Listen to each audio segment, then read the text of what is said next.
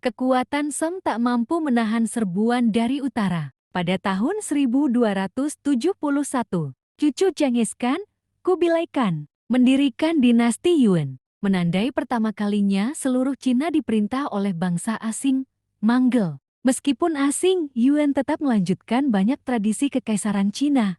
Namun, kekuasaan Mongol hanya bertahan sebentar sebelum digulingkan oleh pemberontakan etnis. Han yang mendirikan dinasti Ming 1368–1644.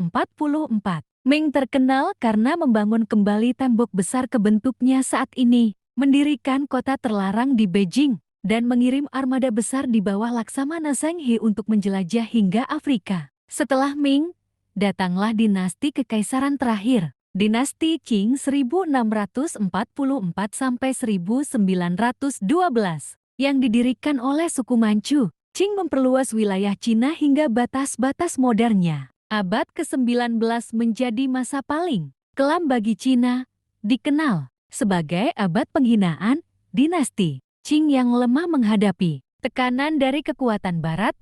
Perang Candu melawan Inggris 1849–1842 memaksa Cina membuka pelabuhan dan menyerahkan Hong Kong, menandai awal dari serangkaian perjanjian tidak adil. Pemberontakan domestik besar-besaran, seperti pemberontakan Taiping, semakin melemahkan kekaisaran. Kegagalan Qing untuk memodernisasi dan melindungi kedaulatannya memicu sentimen revolusioner. Pada tahun 1911, Revolusi Cina yang dipimpin oleh Sun Yat-sen berhasil menggulingkan dinasti Qing, mengakhiri 2000 tahun lebih pemerintahan kekaisaran, dan memproklamasikan Republik Cina. Kelahiran Republik tidak membawa kedamaian. Cina terjebak dalam perang saudara antara kaum nasionalis Kuomintang atau KMT, yang dipimpin oleh Chiang Kai-shek dan kaum komunis PKT, yang dipimpin oleh Mao Zedong. Konflik ini sempat terhenti untuk melawan agresi Jepang selama Perang Dunia II,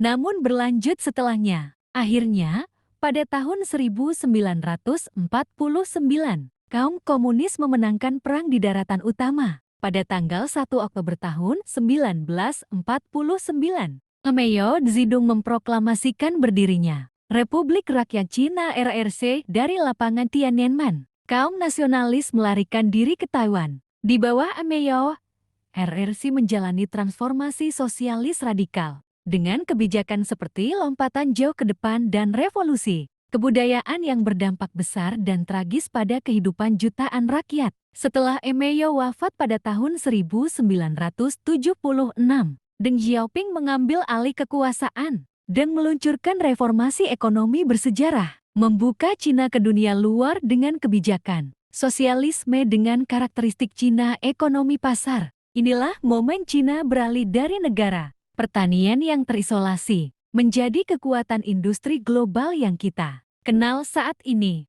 mengangkat ratusan juta orang keluar dari kemiskinan dan mendominasi panggung ekonomi dunia, dari mandat langit hingga partai komunis, dari dinasti Han hingga raksasa ekonomi modern. Sejarah Cina adalah narasi tentang siklus ketahanan, dan kebangkitan yang tak tertandingi. Memahami sejarahnya adalah kunci untuk memahami dunia hari ini. Terima kasih telah menjelajahi 5.000 tahun peradaban Cina.